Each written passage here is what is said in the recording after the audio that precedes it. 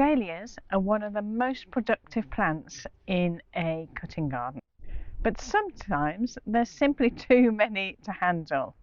And especially now in October, when everything else is starting to slowly wind down to the end of the season, and actually I'm clearing out a lot of the beds so that I am getting ready for the next season, the amount of flowers that the dahlias have got can be overwhelming. Obviously, you don't want to waste those flowers, so one of the things that you can do with them is dry them. Now, drying dahlias is a little bit tricky, or at least they need a bit more careful handling than drying other types of flowers. So if you're interested in getting more out of your dahlias, more use out of your dahlias, then let me show you how I dry mine.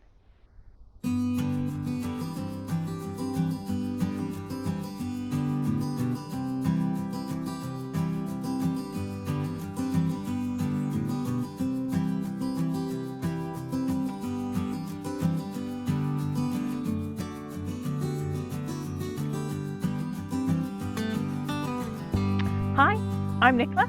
I'm a home gardener here in Shropshire, and I want to create a productive, efficient and minimal cost cutting garden so that I can have flowers in my house throughout the year without having to buy from a supermarket or florist, and therefore hopefully saving the environment a bit.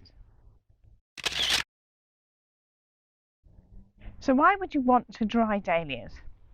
As I said before, sometimes they can just be a little bit too much. So we have a massive amount of dahlias now for me alone to use. So there's far too many, especially when you get heads this size. I mean, a bouquet can only manage so many of flowers this size. So it's just sometimes you need to find other ways of using them. Now, some of these flowers I will be leaving to form seeds. I'm experimenting with that this year. Some I will put in an arrangement, but some I will be drying, and I'm drying them so that I can make use of them later in the autumn, winter time, so I can make some DIY projects, maybe a wreath, or maybe some dried flower bouquets. Dry dahlias do add something different to a dried flower arrangement, and obviously if you're starting with a head this size, you've got a lot of bulk in that flower head for a dried flower. So you might be asking, how do I dry these? It should be easy. Well, not so much. I tried this last year and didn't have any success actually. I tried in lots of different ways throughout the summer into the autumn, and nothing really worked. I tried collecting them and hanging them up in small bunches, like you do with every other dry flower, or most other dry flowers, and that didn't work. They just, because the flower heads are so big, if you bunch them up and hang them upside down, as you would normally, then the flower heads either become pushed out of shape, so you get a kink in them, and either the flower head falls off or it just doesn't look right, or again, because they're bunched together, then they don't dry right and you just end up with mouldy heads. These are big heads, big flower heads that have got to dry evenly, and so you need to allow as much air around them as possible. So I tried bunching them up. I tried hanging them, so I had a sieve, a garden sieve, and I would slot the flower stem through the sieve so the head was upright. Now it was only one sieve, and that sieve is only so big, so you can only get so many flowers in it, and that didn't work either. Whether I tried to put too many in that sieve, but the same thing happened. they just didn't dry right. And when you took them out of the sieve, I think they dried okay, but when you took them out, the heads fell off. So again, not much use. You could wire them back on, but you know, time. So this year I thought I'm going to try again because I've had a really good year for dahlias this year. So I thought I'd try again. And I have been hanging them up upside down, but individually. So I have seen, there was something on Gardener's World here in the UK about dry dahlias, and she had them throughout the house, but all of them were hanging individually. Now my husband was not going to allow me to hang flowers throughout the house. So I'm using the barn that we've got, which is handy, we've got a barn, but you could use a garage or a shed. I have an office in the house, and now in October, just getting that little bit too cold. With this collection, I'm gonna put in there and see whether that makes a difference, because they seem to be taking a long time to dry in the barn. So anyway, I digress. I was gonna create a frame, cover it in chicken wire, and then hang the dahlias from the chicken wire so that they were all like a carpet in the air of dahlias hanging down. I didn't get round to creating the frame, although it should have been easier, and maybe I'll do that for next year. But this year I just found an old clothesline and threaded it through the beams in the barn, primarily because I thought, well, I can try this, it's quick, easy, I've got everything ready. And if it doesn't work, then creating a frame is not going to work either, because the principle of how I'm doing it is still the same. So I hung a thread up. Actually, it's worked really well. So next year, maybe I create that frame and get going. So let me walk you through step by step. So firstly, you have to pick the flowers.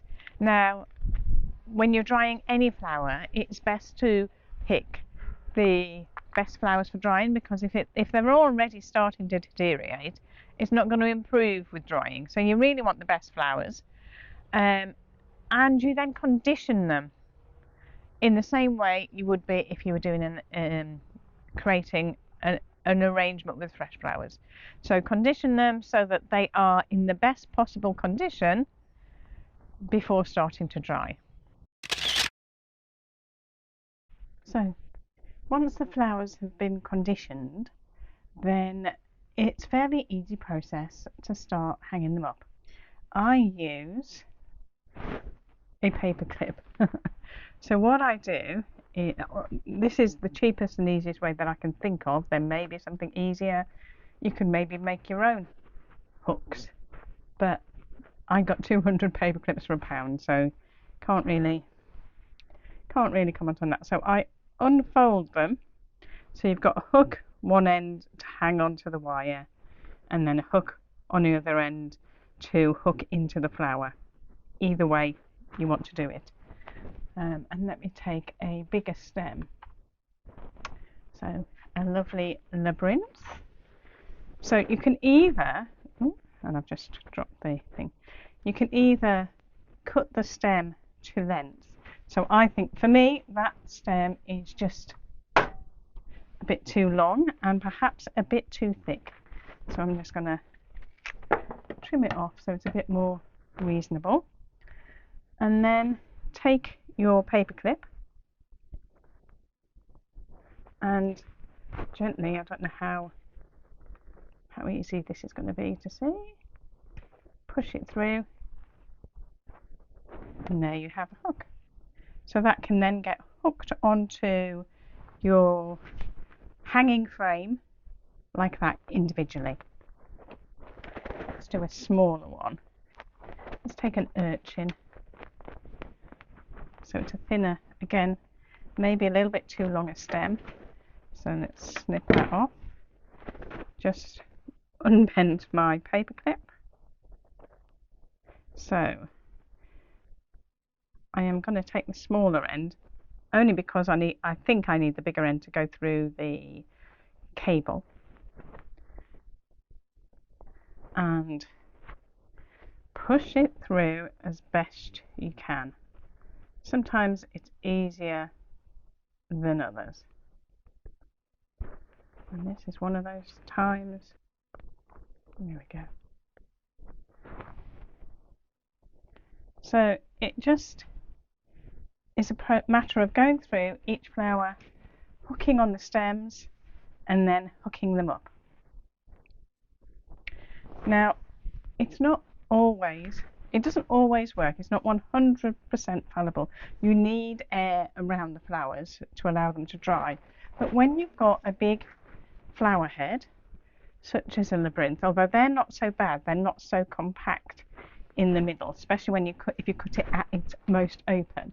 But if I look at a Pen Hill Dark Monarch, this is yet to open, and for some reason, I don't know whether it's just this year or not, they don't seem to open, and they starting to rot at the back before it's fully opened at the front.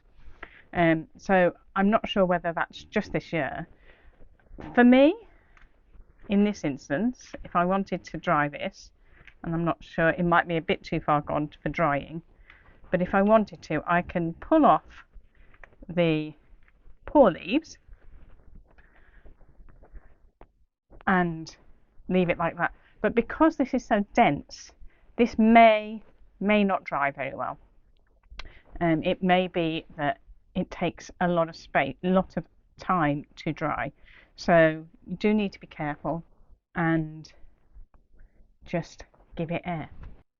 The last ones that I dried in the barn upstairs, the bigger heads, I have got some mould on them. So I'm going to take these ones inside and dry them there and see whether the results are a little better.